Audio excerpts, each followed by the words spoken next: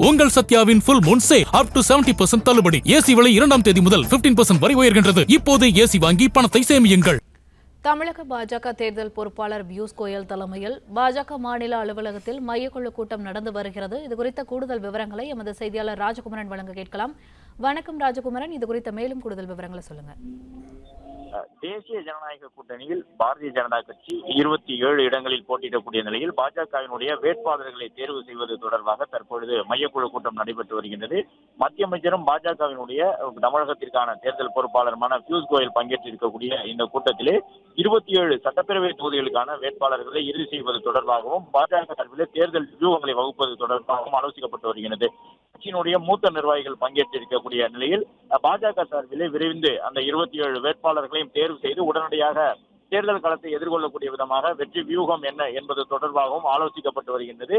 மையக்குழு கூட்டத்திற்கு தலைமை தாங்குவதற்காக தற்பொழுது பாஜகவினுடைய தேர்தல் பொறுப்பாளராக இருக்கக்கூடிய பியூஷ் கோயல் வருகை தந்திருக்கின்றார். அவருடைய தலைமையில் நடைபெறக்கூடிய இந்த கூட்டத்தில் பங்கேற்குமாறு அண்ணாமலை உள்ளிட்டவர்களுக்கு அழைப்பு வழங்கப்பட்டிருந்தது. அந்த அடிப்படையிலே மூத்த நிர்வாகிகள் பங்கேற்றிருக்கின்றனர்.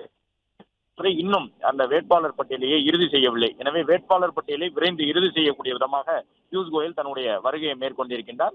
இன்னும் சற்று நேரத்தில் வேட்பாளர்கள் தொடர்பாக ஒரு இறுதி முடிவு எட்டப்பட்டு அது தேசிய தலைமைக்கு சொல்லப்படும் என்றும் எதிர்பார்க்கப்படுகின்றது. இன்று இரவிலேயே கூட வேட்பாளர் பட்டியல் வெளியாவதற்கான ஒரு வாய்ப்பு இருப்பதாக சொல்லப்பட்ட நிலையில் அதற்கான சாத்தியங்கள் இல்லை என்பதை சற்று முன்பாக செய்தியாளர்களை சந்தித்திருந்த பியூஷ் கோயல் தெரிவித்திருந்தார். எனவே வேட்பாளர் பட்டியலை இறுதி செய்வதற்கு இன்னும் 2 நாட்கள் ஆகக்கூடிய நிலையில் தான் இந்த முக்கியமான பாஜகவில் இருக்கக்கூடிய உட்கட்சி விவகாரங்கள் சார்ந்து பேசுவதற்காக இந்த மையக்குழு தற்போது கூடியுள்ளது.